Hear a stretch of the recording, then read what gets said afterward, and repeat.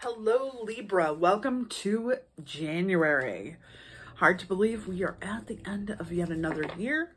We're going to be taking a look at the aspects of January for your sign. We are going to be taking a look at the spiritual,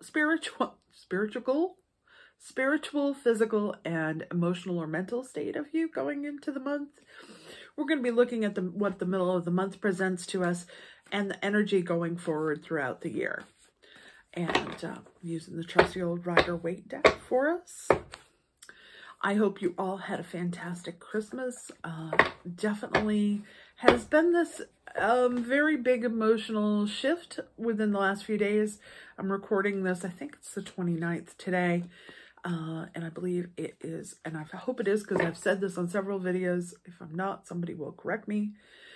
Venus has gone retrograde.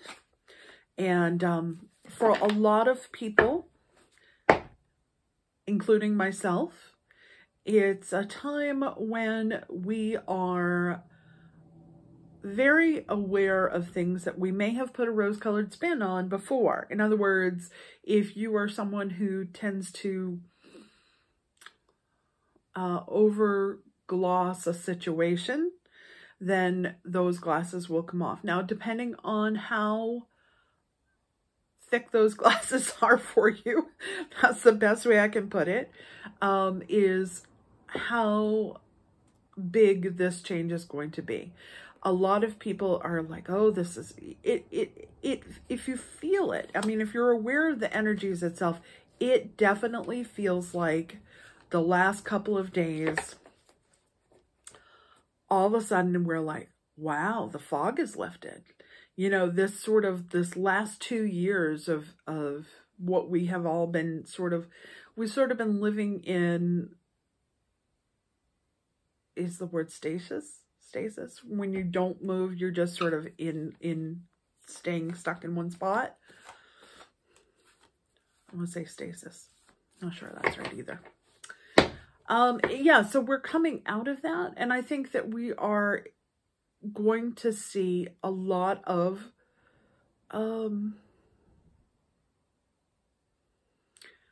spiritual growth, a lot of clarity to situations. We do have a Mercury retrograde that's going to be coming up. I think it's February, end of January into February, maybe. And that's going to be in Aquarius. And that can be, my sense is that that is going to be about perhaps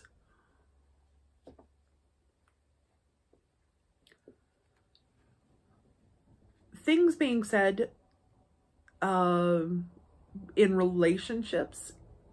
It has to do with relationships for me.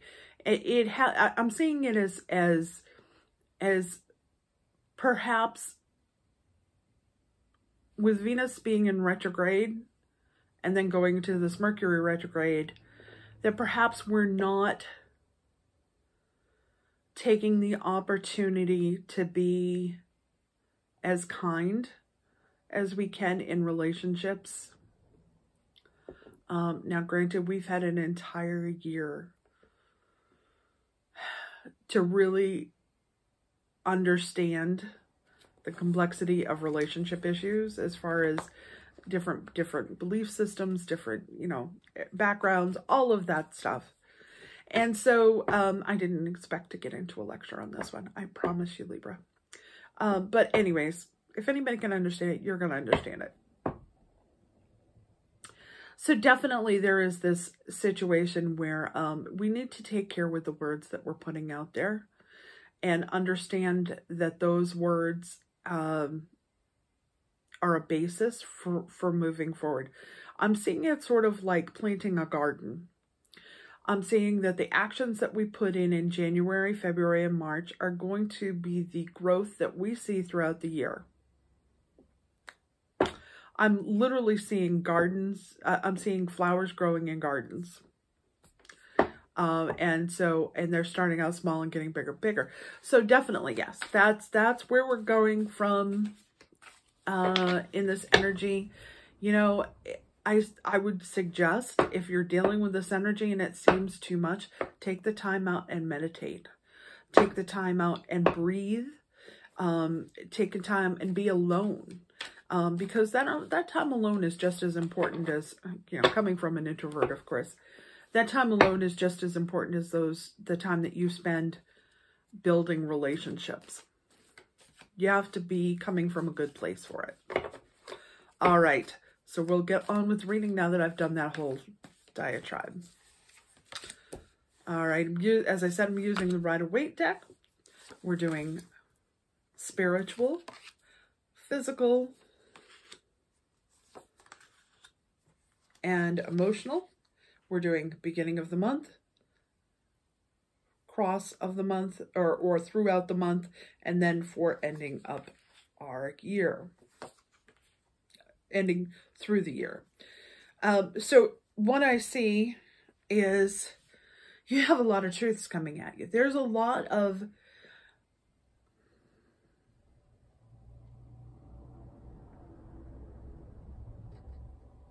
there's going to be opportunities. You've got choices coming to you. And this is leading into January. I'm seeing opportunities to move forward. Perhaps you're looking for a bigger opportunity down the road. And you're sort of balancing options. There is an offering that's going to be made. When is that going to be made? So I'm hearing April, which seems like forever to go. But I promise you, once we get through January, February, and March, will be good. I mean, honestly, the cards that you have here, it seems like you've been going through something, and I can't tell. I think it's almost emotional. Like there's something that has been weighing on you. There's something that, I don't know if it's a fear or if it's a...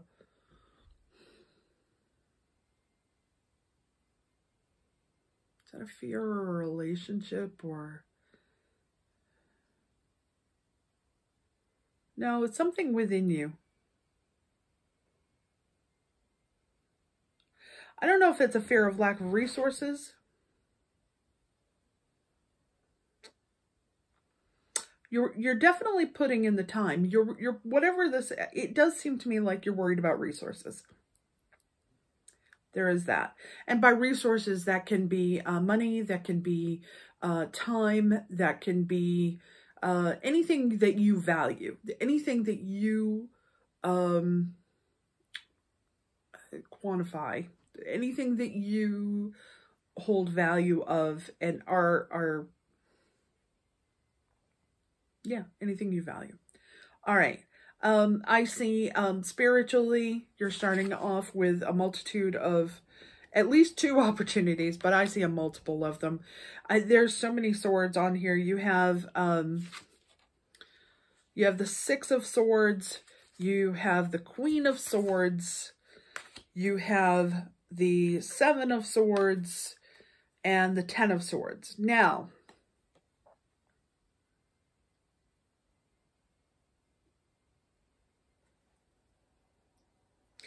and you have Wheel of Fortune. So right away, I'm seeing going into this that you've got these opportunities, right? So you've got the Wheel of Fortune, you get the 2 of Pentacles, and you have the 7 of Swords. So there are opportunities, and it seems like you're weighing those opportunities out for you going into the month.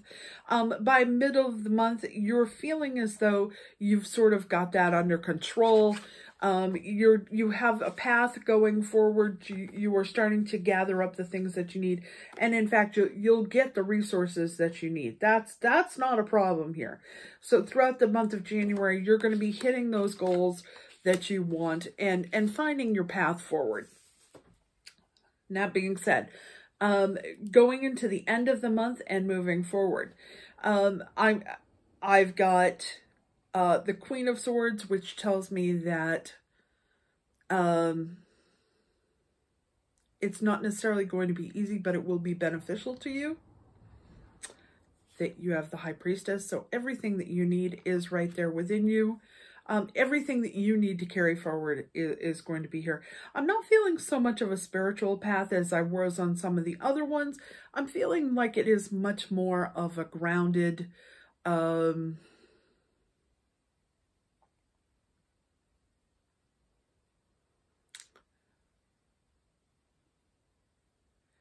this is a situation that is grounded. It is not a spiritual one. It is not,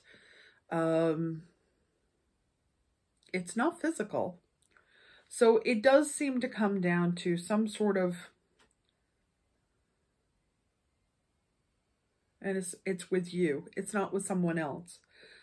Okay? But it's all about balance. Balance, balance, balance, balance, balance. When I see the High Priestess card, I am reminded, especially in this case, it's in the physical realm.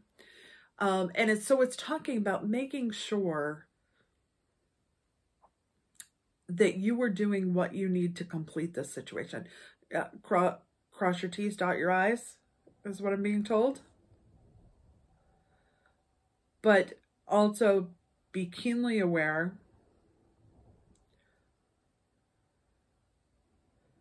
of the overall situation. If there's something that you're hoping for, and it's like, what I'm being shown is someone with a checklist. I didn't think this was a Libra thing, but maybe I'm wrong. Someone has a very specific goal that they want to get to. Now, if this is you, great, this is for you. If not, maybe it applies to someone that you know. What I'm being shown is there is a specific goal, seems like it's health-wise, that you are trying to accomplish. I'm very drawn to the pomegranates on the High Priestess card, which makes me wonder if it hasn't got to do with either health or pregnancy, or, and I don't normally do these ones, and I have no idea why that came up, but I'm going to tell you that that's what I'm getting. New beginnings,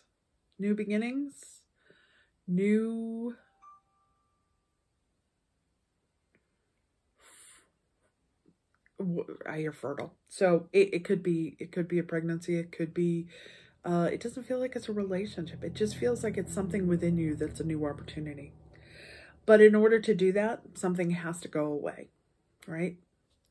In order for us to make room for something new, we have to get rid of something old.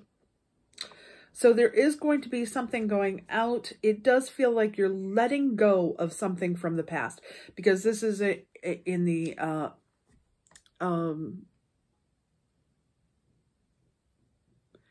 this is reading in the mental and emotional part of this, and it's telling me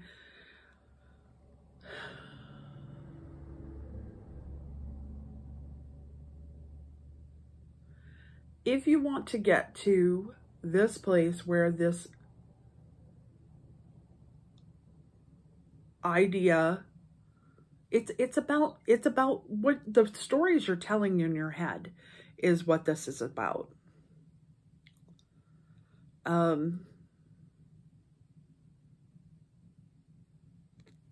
Sometimes the hardest shifts that we have to make, how am I going to put that? Some of the biggest lessons I've had to learn were when I stuck my foot down and said, no, it's going to be this way, and there's no other way. And then I found out that there was most definitely another way, and it was going to happen whether I wanted it to or not. When you become stubborn, when you become stuck, when you become convinced that there's only one way to do something,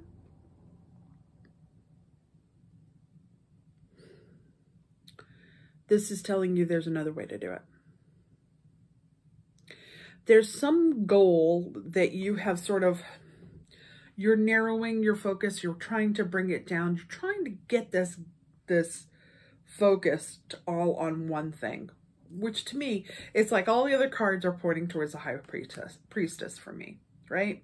You're coming in from rather unfocused place. You're moving towards the High Priestess.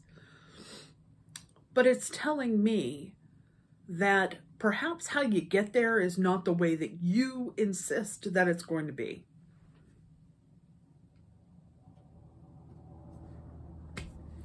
So the journey will be made, but it's not always going to look the way that you want it to.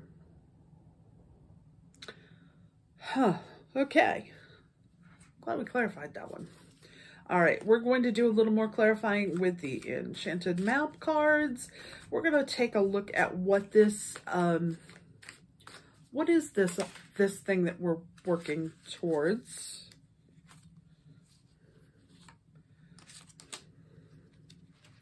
It's only two.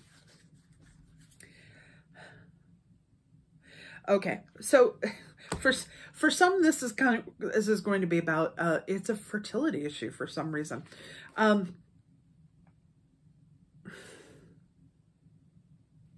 Peaks of joy and commitment. All right. So if you are committed to making an opportunity come to fruition,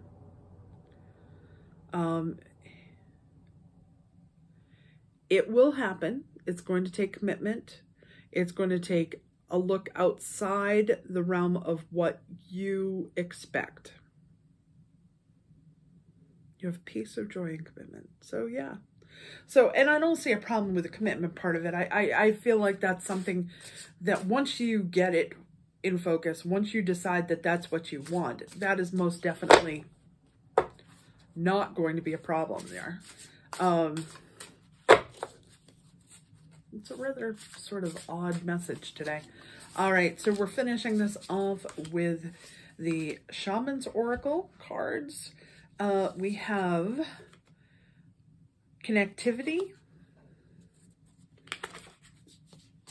We have the Netcaster, which is preparations come to fruition.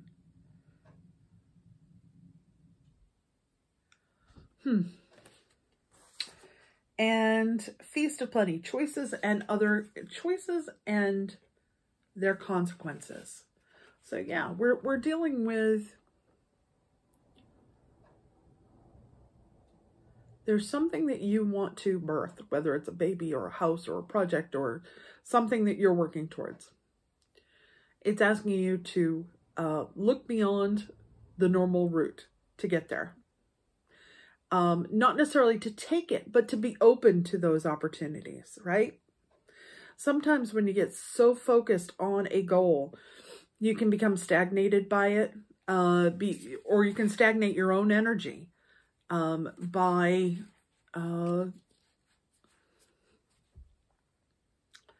being so intent on the focus that you're missing the other pieces around you. People who, yeah. All right, I'm going to leave it at that. I hope that this resonates with you. If not, you know, if you understand what this is, put a comment down below for me so I understand what's going on here.